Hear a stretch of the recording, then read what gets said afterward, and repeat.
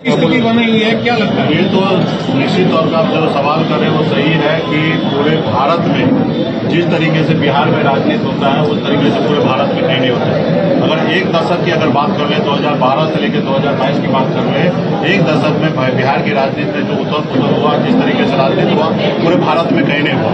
और हमने भारत के बड़े नेता, जिसको आप लोग कहते हैं कि चाणक्य है, उनके मुंह से हमने सुना, वो अपने बड़े नेता को कहा कि अगर राजनीति सीखना है तो बिहार के नेता से आप सीखो, क्योंकि बिहार में बहुत कुछ सीखने के लिए मिलेगा।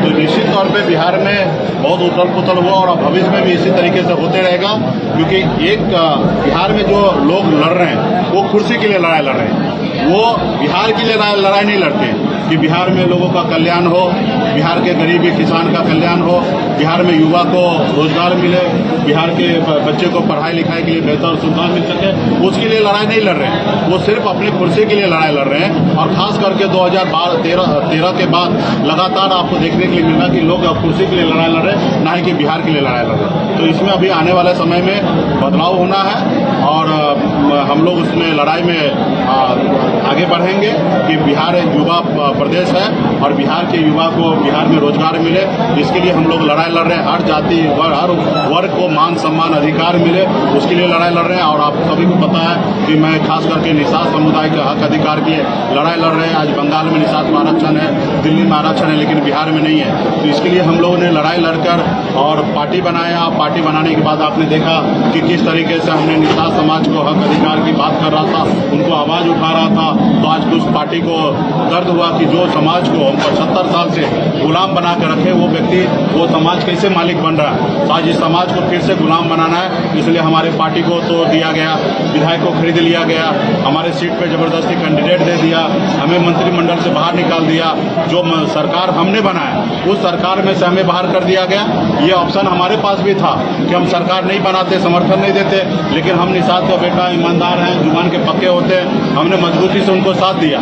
हमने लालू जी की बात नहीं माना, लेकिन उन्होंने हमारे साथ क्या किया, पीठ पे खंजर भोंकने का काम किया। तो आज हम गरीब समाज है, पिछड़े समाज है, हमारे पूर्वज के साथ, हमारे लोगों के साथ हजारों सालों से इसी तरीके से कुछ लोग जो है हमारे समाज को, हमारे लोगों को गुमराह किया और हमारे लोगों को गुलामी की जंजीर बांध के रखा था। आज उसको हम लोग तोड़ के हम लोग बाहर आए हैं और अपने हक अधिकार की लड़ाई लड़ रहे हैं। आपने देखा कि बोछा में हमने चुनाव लड़ा, अकेले अपने दम पर हमने 30,000 वोट लाया, 18% वोट हमारे पास आया। वहीं पे एनडीए ने पूरी शक्ति लगा दिया और पूरे बिहार के नेता को एक विधानसभा में उतारने के बाद भी वो 27% वोट यानी कि 45,000 वोट लाया और कहीं ना कहीं वीआईपी पार्टी ने अकेले अपने दम पे लाया। तो हमारी ताकत दिनों दिन बढ़ रहा है। आज बिहार में निषाद समाज जो है वीआईपी पार्टी का वोटर ही नहीं है, एक मजबूत कार्यकर्ता है। अति पिछड़ा में हर जाति धर्म में लोग वीआईपी पार्टी को मानने लगे हैं। ऐसे तो हमारी पोलिंग कैपेसिटी सिर्फ 8 से 10% का है, लेकिन हमारे पास 18% वोट आ रहा है। तो ये मान सकते हैं कि हमारे पास मजबूती से हर जाति वर्ग के लोग, खास करके अति पिछड़ा समाज के लोग मजबूती से जुड़ रहे हैं। कर्पूरी ठाकुर जी को सपना को साकार करने के लिए मजबूती से अपने हक अधिकार की लड़ाई लड़ने के लिए आगे आ रहे हैं। तो आज हमें खुशी है और इसके लिए हम लोग तैयारी कर रहे हैं 2024 का और 2025 की तैयारी कर रहे हैं। इसके लिए खास करके आज उजियारपुर लोकसभा, समस्तीपुर लोकसभा और वैशाली लोकसभा से लोकसभा के क्षेत्र के लिए ये कार्यालय का उद्घाटन किया गया। 3 लोकसभा क्षेत्र यहाँ से मॉनिटरिंग होगा और यहाँ से तैयारी होगा। और कुछ पॉलिटिकल पार्टी के नेता वो अपने आप को मान रहा था कि हम बहुत बड़ा है, जबकि वो पार्टी को एक वोट नहीं दिला सकते हैं, लेकिन वो अपने आप को बड़ा मुख्यमंत्री का दावेदार बनने लगे और उनको लगा कि हम बिहार में बहुत कुछ कर सकते हैं। और उन्होंने उनके षड्यंत्र से हमारी पार्टी को तोड़ा गया, दिल्ली में गलत तरीके से कन्वेंस किया गया।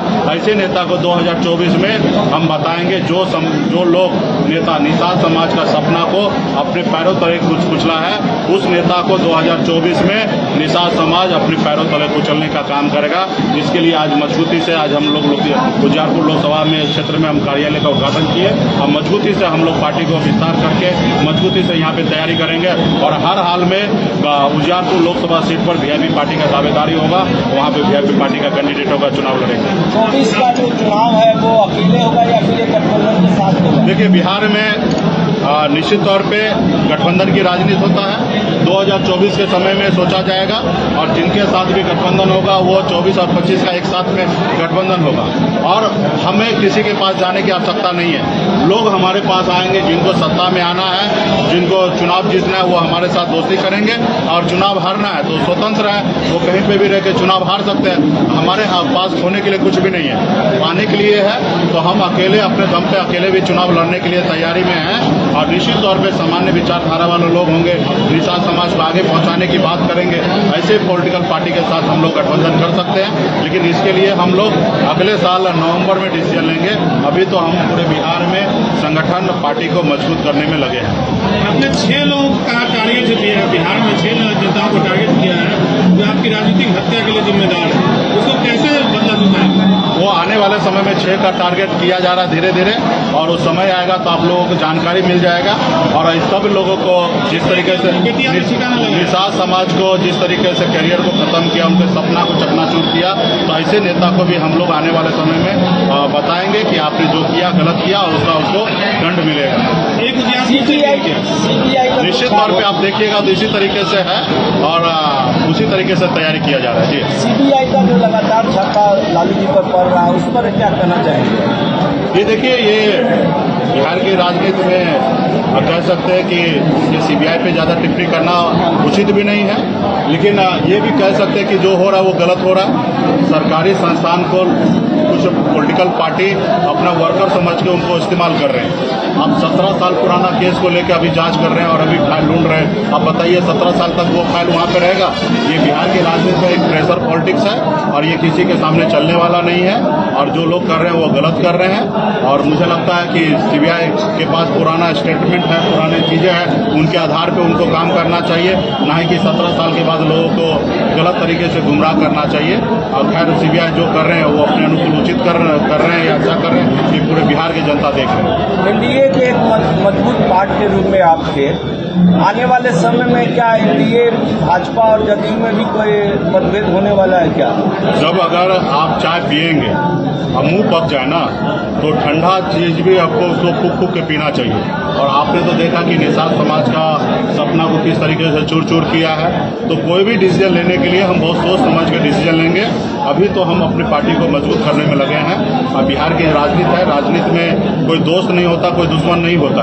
और हमारे साथ तो बहुत सारे पॉलिटिकल पार्टी सभी ने गलत किया अपने अपने समय पर, लेकिन हमें आगे बढ़ना है, समाज को आगे बढ़ाना है, बिहार के युवा को आगे बढ़ाना है, बिहार को किसान को आगे बढ़ाना है, बिहारी के लिए काम करना है। और उस काम में अगर हमें लगेगा कि हमें अपने लड़ाई को अंजाम देने के लिए इसके साथ जाना चाहिए, तो उसके लिए हम लोग हाथ बढ़ाएंगे। लेकिन हम अभी अपने संगठन और पार्टी को मजबूत करेंगे। चुनाव किसके साथ लड़ना है ये 2023